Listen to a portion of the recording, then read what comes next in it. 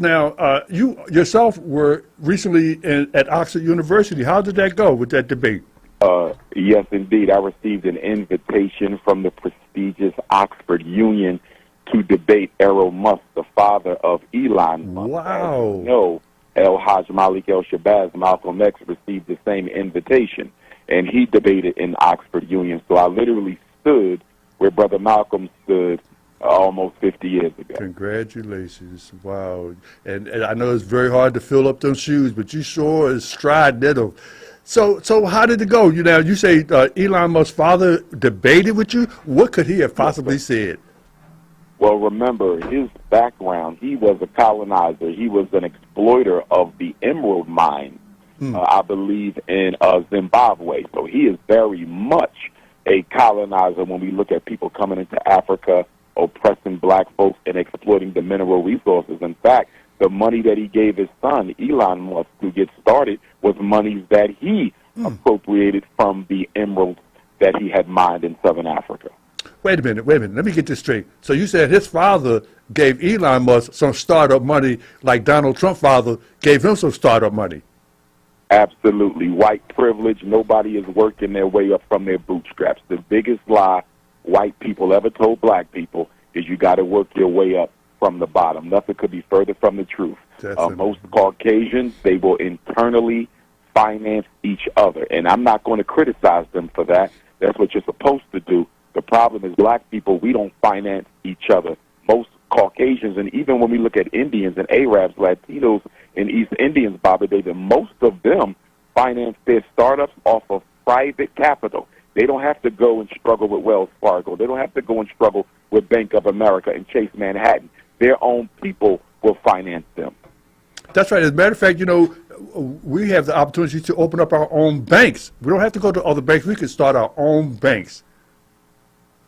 Absolutely, absolutely. And to be honest with you, here is why black America is stuck at the crossroads. We can only go one direction or the other. The one direction is we could keep on begging America to do what she's absolutely not going to do, or we can go in the other direction where we bring our pennies and dollars and nickels and dimes together and, as you said, create our own credit union first en route to starting our own bank. I believe they raised the amount of money you need to start a credit union. Before it was $250,000. I think now they want $500,000. But that is nothing compared to the money we spend frivolously on all types of unnecessary garbage. So black America is either going to save itself or it's going to die a brutal and painful death. As the right, excellent, most honorable Marcus Messiah Garvey said, no one can destroy the Negro except the Negro himself.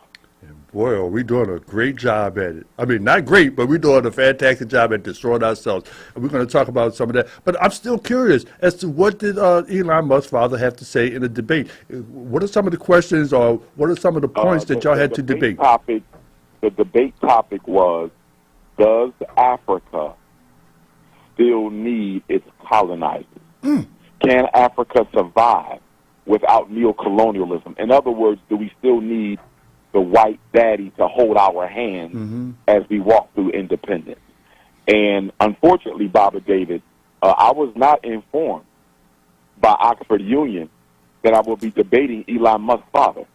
I found out the night before when I spoke at Manchester University in Manchester, England, and one of the students who hosted my talk at Manchester University pulled up a flyer on his Instagram.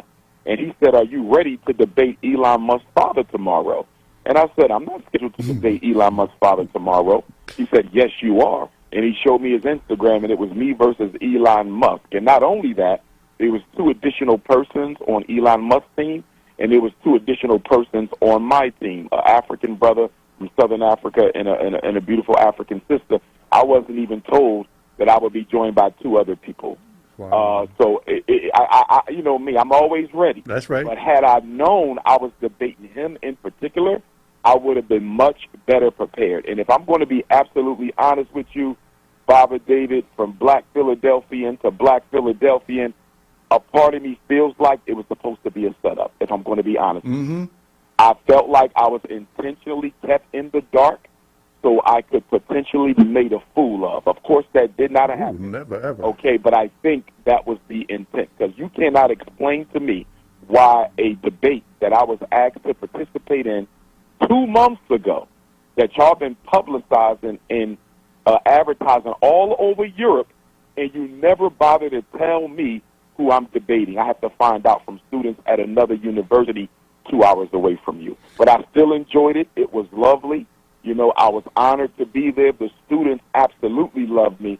I'm telling you, Bobby Davis, sometimes I wonder if somebody said, on which continent are you most popular? I don't know, Baba. I don't know, because God has blessed me, man. Them students came out of nowhere after that debate. I took pictures, you know, for 3 or 4 hours, man. You know, it was just a great experience, you know, but I ended up on my feet, and I did well.